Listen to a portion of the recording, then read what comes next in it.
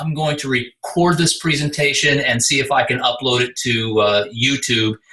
Just again, I'm just looking for ways to make this work and convenient for everyone. So we'll see if that works. So thanks for joining me. Hopefully you can still see my screen at any time, even though I can't hear you. There is a chat box, and you can click on the chat box and you can either chat to everyone in the room in the webinar or just to me privately. But I just want you to know that you can ask a question. As always, I'm going to try to go through this somewhat quickly so that you know, I don't take up too much of your time, but this is a difficult subject. We're going to talk about using stops, and stops is a risk management tool. That's really all stops are. They're an integral part of what I do. As you know, and most of you have been with me for decades, I believe that you have two opposing objectives. One is to make money or profit. The other is to protect your capital or risk management. And they can't be equal. One has to take precedence over the other. In my 30-year career, I choose risk management, and then after I employ risk management, I try to gather as much return as we can. That's just my style. It's what I believe in, and so that's why stops are so important. So we're going to take a quick review of November 2015, and since we're almost at the end of the year, we're also going to take a little bit of a review of all of 2015 thus far. It's been a very, very, very difficult year, as I'll show you in some charts. If you remember, during the about summer of 2014, I started saying in our quarterly reviews that I expected this bull market was getting very long in the tooth. It was 6 years old. Bull markets almost never last 6 years. And my prediction as we went into 2015 was it's going to be really hard to make money in the markets in 2015. And man, has that shown itself to be true. At FCM, in the trading program that I created, we trade trends. We're looking for trends. We use technology to spot a trend, and then we get in. We ride that trend as long as it will last. When the trend ends, we're out. It's really as simple as that. We don't make predictions. We don't trade on hope, which I'm going to get to. We're just looking for trends. Unfortunately, we haven't had a trend this year. This is what a trend looks like. This is 2013, the beginning. This is 2014. So if you look at those 2 years, wow, this is just a magnificent trend. I mean, this is just beautiful. This line right here that you can see starts 2015, and I'll show you on another graph. We've been completely trendless in 2015. But this is what we're always looking for. We want to hop into a trend, maybe not at the first day, but we'll get in early enough. And we want to ride that trend until the trend ends. That's the goal of the trading and the medium trend programs here at FCM. This is the month of November, and each one of these bars, or they're actually called candlesticks, is a day in November. Okay? And what you can pretty clearly see, and let me get my little marker, you can see that there's no trend. I mean, we started the month basically where we're going to end the month. Actually, the month has gone down just a little bit. So this has been a difficult month. And then, like I had mentioned, year to date, here is 2015. And let me show you something here. I'll show you my drawing skills that aren't very good. Here's the beginning of 2015, and I'm going to do my best to draw this line in this box to show you as we went across the year. Hang on a second here.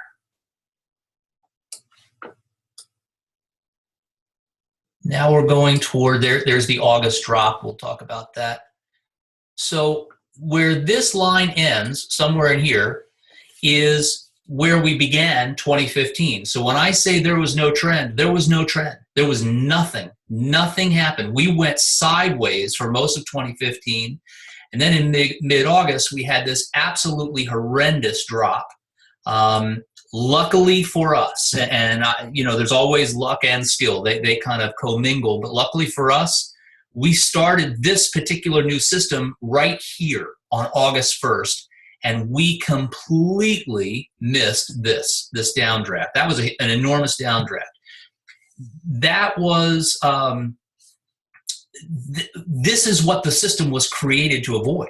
Well, it's a risk management system. So on the downside, it was created to avoid this. On the upside, here we are now. We had another bad day today. We've had 3 bad days in a row. Each one of those candles is a bad day if it's red. This is the most recent high. And what we need to see to start a new trend is for the market to close above this number. And this is the S&P I'm looking at, around 2120, to resume, let me clear out of this, to resume a new trend. So this was the trend. Here's 2015. We've done nothing. We need to break these highs to resume a new trend. Will that happen? Absolutely, 100% certainty it will happen. When will it happen? I have no clue. But I know it will happen. So that's what's really happened here to date. I was dead on correct that it was going to be very difficult to make money in 2015, and it is. But we've done okay. We've held our own. We've made some profits, and I'll show you those things. So because of this volatility, this craziness that we're seeing in the market, we use stops. So the seminar tonight is to talk about the downside, how we protect ourselves on the downside, because the reality is that's the most important thing. And I'm going to explain stops the best I can. They can be very complicated because there's so many different ways to use them.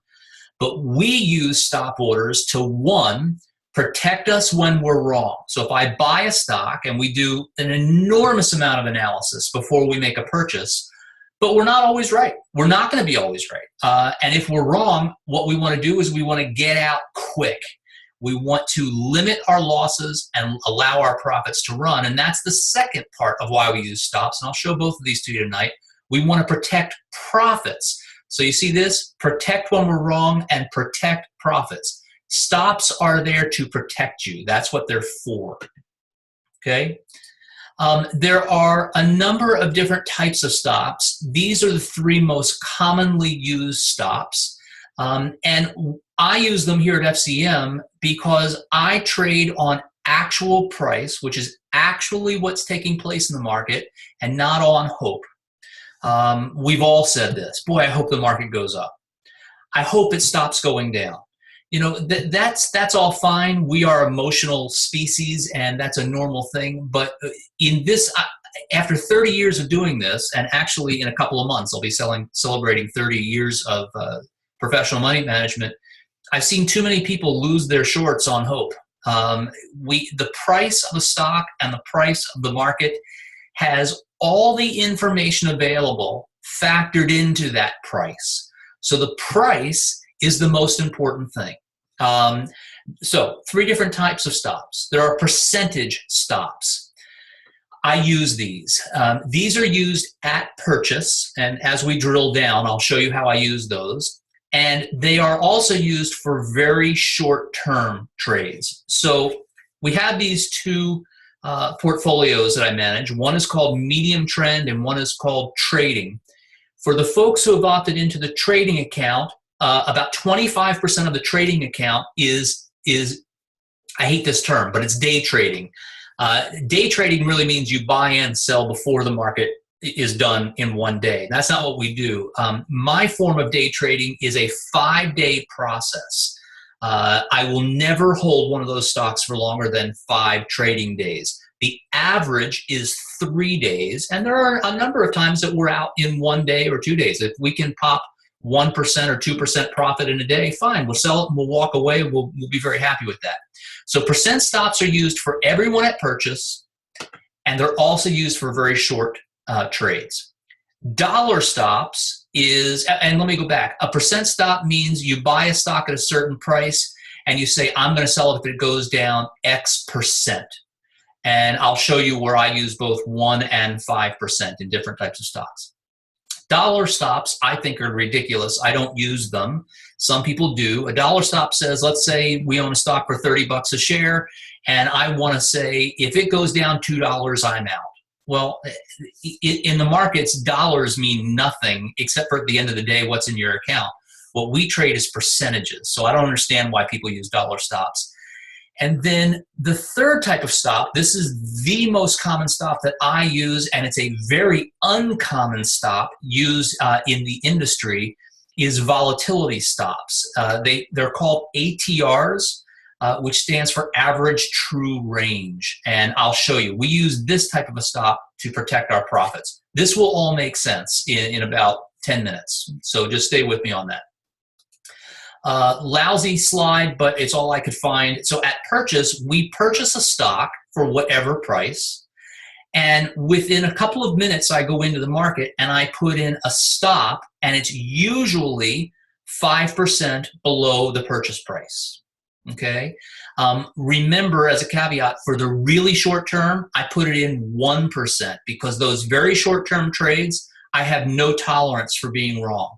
I'm buying those, they have to go up. So I will only allow a 1% decline, and then bam, we're out. But we're not going to talk about that as much. We're going to talk about the normal stock trades that I do for everyone. I buy the stock, I calculate what would that price be 5% below, I put in the stop.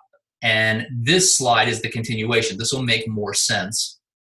So this is what we were just looking at. We buy and place a stop. So this is my purchase stop, okay? And what this is protecting us against is if we're wrong. If either the market just is not going to cooperate on that day or week, or the stock, the signals that from all of the systems that I've created just picked the wrong stock, and that does happen. It actually happens 35 to 40% of the time. We want to protect that because we want to take our money, protect our money, and go into another stock. Again, a 50% success rate can be a very profitable trading system if you're only losing a small amount when you're wrong and you're allowing your profits to run when you're right. So here's the purchase. Here's what I call a purchase stop. Let's say we're right and the market starts to go up. Okay, let's say this is day 2. Then my systems, which I'll show you in a few minutes, will calculate a new stop, and it's no longer 5%. Now we've just switched to an ATR stop. And again, that will make sense in a minute. But we put in a new stop, and let's say the stock price goes down a little bit, but it doesn't touch our stop, and then it goes back up. Next day, we calculate a new stop. Market goes up, we calculate a new stop. You see what we're doing? We're raising our stops throughout. The stock price has some jigs and jags, but it does not touch our stop. It goes up. We raise our stop price again. It goes up. We raise our stop price again, and then the stock rolls over. It touches that stop. Bam, we're out. No questions asked. So that's how. So this is a percentage stop, and I use 5% for the usual. This is an ATR stop, or average true range, and I'm going to get into more detail with this in a minute. But what we do is we trail those profits up because, and you know what? This could go for 6 months. I would love if we were in a trending market and it went for 6 months. We'll just keep protecting our profit. If we didn't use these stops, if we didn't have those in, that would be fine if you can tell me when the market's going to go down. Then you don't need a stop. But since we can't and we don't live in hope, you know, if we're in this for a month, boy, we hope it just keeps running. But hope is where you lose money. The reality is where you protect your money. And then one last point on this slide is the stock price goes down, it touches our stop, and our stop is automatic. I already have it in the system, which I'll show you in a minute. Once that happens, I eliminate that stock from every screen that I can see. I no longer am married to that stock. I don't care what it does. If it goes down, I look like a hero. But it could get stopped out and continue back up. I don't care. I won't see it because the system is protect the profits. Since you don't know if the stock's going to go back up or go even further down, we have to have a mechanical system in place. And that's what I use. So this is a percent stop. These are ATR stops. Let's continue on. This will make sense. Each one of these bars, they're actually called candles, is a day. And this was just something, this is QQQ is the NASDAQ. And I'm just showing you again, we make our purchase, long is a purchase. We put in our initial stop, which is 5% below purchase. Now, why did I use 5%? Let's say on average that we hold in our portfolio when we're fully invested 15 positions. It's normal when we're fully invested to have 10 to 15 positions. We'll rarely ever have more than that. So let's use 15. If we were wrong on 15 out of 15 stock picks, which has never happened and never will, but let's say we were wrong on all of them, and each one lost 5%, excuse me, if one of them loses 5%, we've lost 0.3% of our overall portfolio. If 2 of the 15, you can see where I'm going with this, then the overall portfolio is down 0.6%. If 15 out of 15 are wrong, the portfolio has lost only 5%. 5% is pretty easy to make back up when the market turns. Now, since we're never going to have 15 out of 15 be wrong, I would say the maximum we could lose would be about 2% of the portfolio, and that would be a very extreme circumstance. So here, then the market goes up, our ATR, there it is again, average true range, we raise it, stock makes a new high, we raise it, and the reason I like this chart is if the stock price goes down, we don't lower our ATR stock. We only raise our ATR stock as it goes up.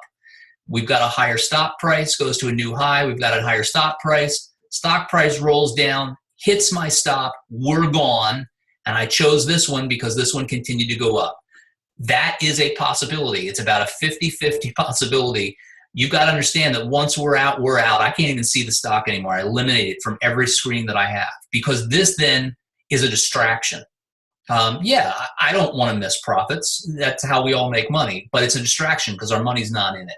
So it's no longer important to me. Hopefully that makes sense. The system that I use to calculate the ATR is called JBL Risk Manager. I'm going to show you a picture of it. It's a guy named Joseph in Australia who created this one. ATR stands for average true range, and it's based on volatility. So let's take a break here and let's think about something. If we used a fixed percentage stop, let me get my little writing tool out. A percent stop, let's say we used 5% all the way through. We didn't use ATR. So as the market is going up, we'll allow it to come down 5%, and then we would be stopped out. So that's a percent stop. But let's say the volatility of that particular stock is 7%, meaning over the last 14 days, it has normal volatility. I don't know why that came up. It had normal volatility of 7%. Well, I wouldn't want to have used a 5% because I would have stopped out, and maybe 7% is its normal volatility. Well, you know, I don't want to get stopped out here. If I had a 5% stop in, we would have lost it. So ATR looks at every single stock that we hold and calculates its actual volatility, average true range of its volatility, and it employs the stop management based on how that stock normally acts inside the market. I think that is it's considered a much more sophisticated way, but I think it's a much more honest way to keep us in stocks as long as we can. And again, I'll show you that in a minute. So all I did was I took a picture of this. This is on one of my computers on my desk, and every stock that I own, and this scrolls down, but this is just a picture. It's not live. Is in there, and then every day the system is calculating where the ATR is, and it will then I take that information and put it into other systems, which I'm going to show you. So I'm going to drill down to one of these companies and show you what the next screen looks like. And DLTR is dollar stores, I think it is, and this is one of the stocks that we currently own, and we're making a lot of money on it. And let me show you how this ATR, this JBL Risk Manager works. So on every single day, it looks at the open, the high, the low, and the close of that particular stock. This is not the market, it's that stock. And I do this on every single stock. That's the way the system is calculating it's ATR, okay? And on that day, the ATR was 2.15. And you can see it does change just a little bit because we're looking for the volatility of the stock. We're looking to understand that. So I'm going to come back to ATR. When I buy the stock on day one, my initial stop is 5% below the stop, the purchase price. So that doesn't change, okay? So there's my initial one. Then I have a percent stop in there of 9%, but that is really not used because the ATR will always overcome that. And let me show you how that works. So the closing price went from 75.46, and my current stop, again, this doesn't scroll, was 71.89. Then the next day, the price went up to 75.97. ATR kicked in, and there's my new stop, 72.60. The next day, the price went up again, and I'm still at 72.60 based on volatility. It was not enough of a move. It was just a few cents, 7 cents, to change it. The stock then went down. This is a great example. On that day, it went down. But once I lock in an ATR stop, it can never go down. Think about the logic behind that. The stock price may go down. If it went down to 72, we would have been stopped out. But it gives it some room to roam. The price went back up to 77. I now have a new stop of 73.50. It went up to 78. I have a higher stop. It went to 79. I have a higher stop. It then went down. But this is my stop. It does not go down. And I hope that makes sense. So I'm using my 5% from purchase stop loss. I'm using another stop, which I'm not going to talk about right now because it's far less important. And then I use my ATR stops, okay? Every day after the market closes, I calculate what the new stop is on every stock position that we hold. If the stock went up, it obviously gets a higher stop price. And I put it into another system. This is just one strip. And like, here's DLTR. That's the one we were talking about. The price on this particular day, I don't know if this was today or yesterday that I copied this, was 78.62. The price I had paid was 67.94. So it went up nicely. But the change for the day was down. Today was a lousy day in the market. It was down 1.08% on this stock. But we didn't get stopped out because our ATR stop is at 75.49. See how it gives it a cushion to move based on its volatility? We purchased that stock on November 20th, and even after today, we're up 15.72% since November 20th. That's because we keep ratcheting up those stop prices, and it hasn't violated it yet, so we're still in it. So even though the market went down today, actually the market was down as much as about 150 points and closed down about 75 points. It was just a really miserable day on the market. We're fine. We're protecting this profit. That's the reason we use a stop. So after I calculate the ATR stop, it goes into this screen, which becomes live, and it's on my monitors during the day. So I can see everything that's going on. And before the next morning, this is my TD Ameritrade, who is our custodian. This is what's called a trade blotter. There's DLTR. I happen to own 9,481 shares of that. This is Ross Stores. I own 17,000 shares of that. And then I put in the stop prices. And you see I do that in the afternoon because I calculate everything in the afternoon for the most part. Once in a while, I'll do one in the morning. And it's good. My expirations are 6 months out. So that's what these numbers are for. So just as a recap, I calculate my ATR. I plot it on my monitor that I'm watching live during the day. I put it into my trading blotter. So now it's automated. And that's how those stops work. Let me give you some real examples from today. I was stopped out of 3 stocks today because of the wild swings on the market today. And that's okay. Here's Costco. This is a little bit hard to see. What this is every mark is 1 minute. Okay? So here's 9:30 Eastern time, 6:30 my time out on Pacific. when the market opened. And here's 4 o'clock in New York, which is 1 o'clock where I am, when the market closed. This is Costco. Costco opened down, huge. There was some E. coli news that came out and some other news. And whatever the news is, I don't care because the news is already baked into the price. The stock opened down. I drew this line where we were stopped out. We were stopped out at $162.21, actually. And the market just kept going down, down, down. The market turned. I guess some good news came out about Costco. It went back up higher than our stop price.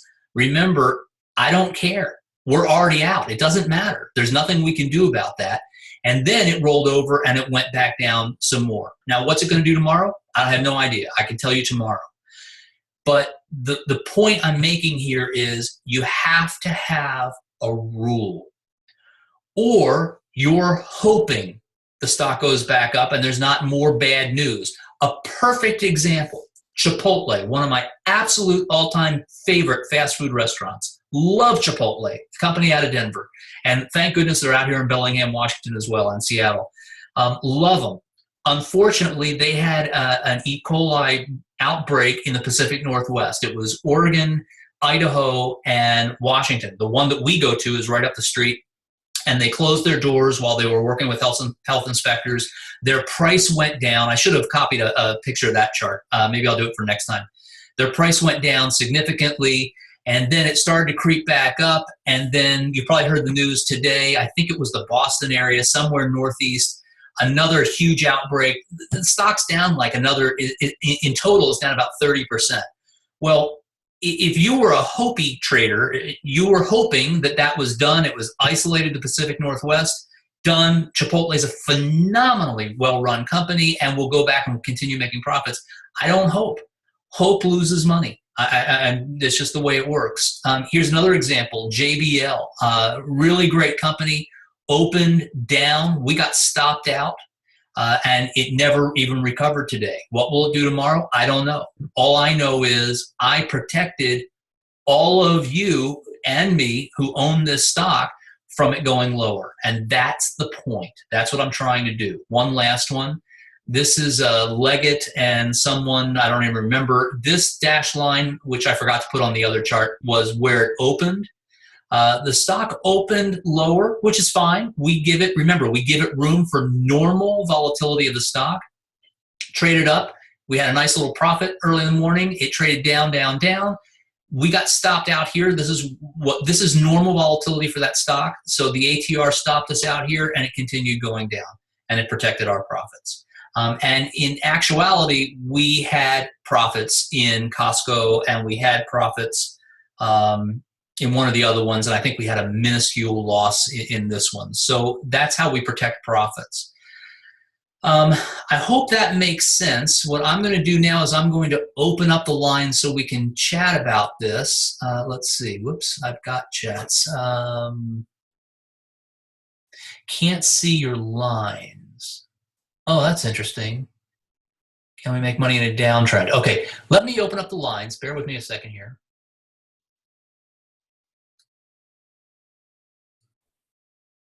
Let's see. Okay, I've unmuted everything so everyone will be able to hear when you talk. And let me answer some of these questions. One of the things said you couldn't see the lines I was writing. Sorry about that. I was just trying to get it done, and obviously that didn't show up. Scott asked, can we make money in a downtrend? Absolutely. First of all, let me check. Can you guys hear me now? I mean, someone say something, see if I can hear you. Yeah. Okay, good. Yep. No. Okay, perfect. So before I get to your question, Scott, does anyone have a question about the percent stops or the ATR stops, how I use them, why I use them? Any questions at all about that? Were stops the thing that we thought the authorities had taken away and then? Yes. Yeah, great question. The New York Stock Exchange made an announcement a few weeks ago, and I sent out an email about it, that they had decided they were going to terminate the use of stop orders, I think, towards the end of February. there was a bit of an outcry from the institutional managers, of which I'm considered one, and they revised the rule about 2 weeks later, and I followed up with an email on that. You may not have seen it, but what they said was they're going to end the use of stops for retail investors and allow institutional investors to continue to use them. So I can continue to use them on your behalf. They were finding that retail investors, retail just means individuals, non-institutions. Retail investors were losing money. Let me go back to it. Let's see. I don't remember which one. They were using some of these. They would get stopped out, and then the market would go back up. And let's just pretend it just went back up and never came down below the stop. They would call the exchange and their brokers, and they'd be outraged that you manipulated my trade to get me out of there.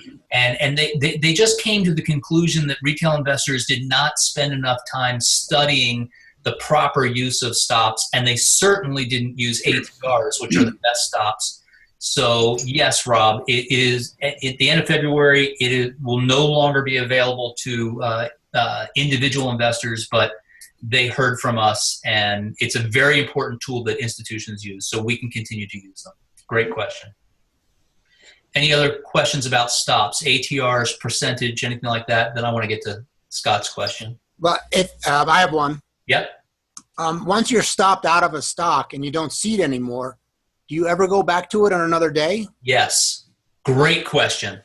What I haven't really shown you guys, and we'll do it in another monthly webinar, is how I make decisions to buy stocks. One of the topics we covered was, what do I look for before the market opens? I think we did that last month. And maybe in our next webinar, we'll do what are the systems that purchase a stock? So the answer to your question is yes. Here's Costco. Maybe Costco goes down for a week because of some bad news, or 2 weeks, or a month, or 6 months. I don't care. I have a screening process. It's all technology driven of how I make a purchase of a stock.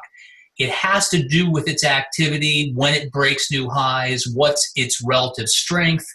There are about 15 different metrics that go in.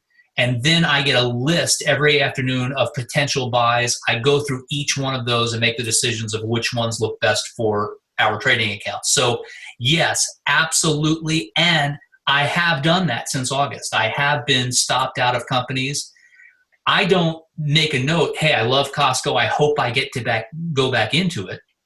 If it shows back up on my screen, I will not hesitate to rebuy it. Because again, I'm trading on the actual metrics, price, volume, charting of the stock, not on even the names. Sometimes I don't even remember the names of the companies. I'm interested in is what are my probabilities of the stock price going up? That's really what I care about. To answer the other question you had, can you make money in a downtrend? Here's the picture of an uptrend. It would take me a minute to figure out how to do it, so I won't do this. But if I turn this chart over, it would be a downtrend. The systems that I designed, the FCM trading systems, are trend following systems, not uptrend following system. We're in an uptrend. We're buying stocks that make money when they go up. If we're in a downtrend, and we did this in August for some short-term trades. This is very short, but in here, you may remember that I purchased for you inverse ETFs. Inverse is like shorting a stock, but it's much safer. Shorting stocks is very, very risky. So I don't do that. But I use inverse ETFs that make money. They profit as the market's going down. So if we're in a 6-month or 9-month or 12-month downtrend, and that does happen, statistically speaking, and this isn't reality, this is more theory. Statistically speaking, the market goes up 67% of the time and down 33% of the time. Another way to say it is it goes up 2 years and down 1 year. So could we have a whole year where the market's trending down? Oh, absolutely we could, and we will make A lot of money. We make a lot of money in an uptrend. We make a lot of money in a downtrend. And it's next to impossible to make money in a no trend. But we're eking out little profits. This is really hard. And the other thing is, no one knows when this is going to bust and start a new uptrend or downtrend. We're looking at that information every day. And so we'll be positioned. I can tell you this. This might be interesting. This is a 200-day moving average. This line is a 50-day moving average. This is what a clear, and this one is a 14-day moving average. This is a very short-term tool that I use for trading. But let's just look at these two lines. A clear uptrend looks like this. The 50-day average is riding on top of the 200-day average. They're both pointing up. You can see in 15 it flattened out. See that? Isn't that interesting? A clear downtrend, 50-day moving average below the 200-day moving average, both lines trending down. If we have that, so let me say it this way. Let's say in my scans, an inverse ETF comes up as a potential buy, where there's some segment of the market that looks like we could make some money in an inverse, but the overall trend of the market is up. I am probably not going to make that trade because I'm really bucking the system. Even though we may make some money because the utility sector or some other sector is in a downtrend, if the overall market's in an uptrend, why fight it? Why fight the trend? Conversely, if the market is in a clear downtrend, 50-day below the 200-day, both pointing down, we're in a clear downtrend, our preferred method of trading will be inverse securities. We're going to make a lot of money as the market is in a bear market. And let's say I get a signal from my systems to buy Costco because Costco is doing really well and Costco is making money and their earnings are great. Unless I am convinced beyond a shadow of a doubt, which is really hard to do because I'm very skeptical, I'm going to pass on that. Remember I said I get a list of buy recommendations from my systems that I've created. Then I go through each one and make a determination what I'm going to ultimately buy. You know, I know I got off on a tangent there, but don't fight the trend. Marty Zweig, who is a great, great, great market technician, he's the one who in the 70s coined the phrase don't fight the Fed, and the trend is your friend until it ends. So go with the trend. You know, it's hard to sail. I was going to say it's hard to sail upwind, but I sail with Rob, who's on the call, and he's a master at sailing upwind. So that was a bad example. All right, other questions? Bruce, this is Jerry. What do you use to determine whether the trend is up or down? A lot of things. One of the things I use are these two moving averages, 200-day and 50-day. Let me do something here. I'm going to stop my screen share, and I'm going to bring up some other tools that I use that might help with that. Let's see. If they're handy, I'll use them. If not, I won't. Let's see here. Okay, I'm going to screen share on something different. Let me show you my desktop. And can you see this chart? Yeah. Can you guys see this chart? Yeah. Okay, good. I use a few things. So this is not the market. This is a chart. This was one of those stocks that I got stopped out of today. And remember, here's 200 period and 50 period. Remember I said the 50 periods below the 200 when it's in a downtrend? There's a great picture. Now, this is not days. Each mark here is 1 minute. I'm looking at a minute time horizon here, but it's the same thing. This is a downtrend intraday, okay? Here's another thing. This is called the ADX line with the D plus and minus. Let me tell you what that means. This black line is looking at the trend, whether it's up or down, doesn't matter. It's just saying, is there a trend? And the answer right here is yes. Anything above 25, and I have a line here at 20 because that's my trigger point, there is a trend. Then I look for the red or the green to tell me if it's an uptrend or a downtrend. So we were looking at this. Now, it doesn't take rocket scientists to know that there is a trend and it's down, but sometimes it's hard to see. Like it bounced back up here. Well, is that over? Or are we now going to go back up to new highs? Well, we're still in a downtrend here. We're still in a downtrend here. And then what I look at is, this is called on balance volume. I'm looking at the flow of institutional trades. This is not retail money. This is institutions, and their money is flowing out. So that's another way I find the trend. And then the third way I find it, this is the money flow index. Is money flowing in or is money flowing out? Here's a good example. This particular stock was kind of going sideways, but what I could clearly see is that money, institutional money, was flowing in to this market. Eventually, that's going to push the stock higher. And then the money started to come out and started to push it lower. So, Jerry, that's a great question, and that's one of the hardest things in any stock trader's life, is figuring out the trend. We look at the trend minute by minute. Let me show you another thing here that might be interesting for you guys. Here's the S&P 500, and I'm going to go to one of the things I look at, and I do this every morning, is first I look at a very long-term chart. This goes back to 1992. Each mark is a month, okay? So there's that uptrend. Blue is on top of, and this is 2013, 2014. This is the market. You can see that this is a clear uptrend. And then, so the very long term, that's in an uptrend. Then I go to the weekly chart. I would like to listen to the rest of this. Oh, okay, so here's the weekly chart of the S&P 500, still clearly in an uptrend, although the 50 has flattened out, okay? And then I go to the daily. You update that. Now each mark is a day, and you can see there's no trend.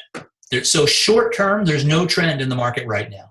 The 50 is trying to turn up. It needs to cross over the 200 before it really clearly trends. So long answer to a great question, Jerry. That's the hardest thing we do, but we have lots and lots of tools that help us visualize. Here, last thing I'll say, remember this is called on balance volume.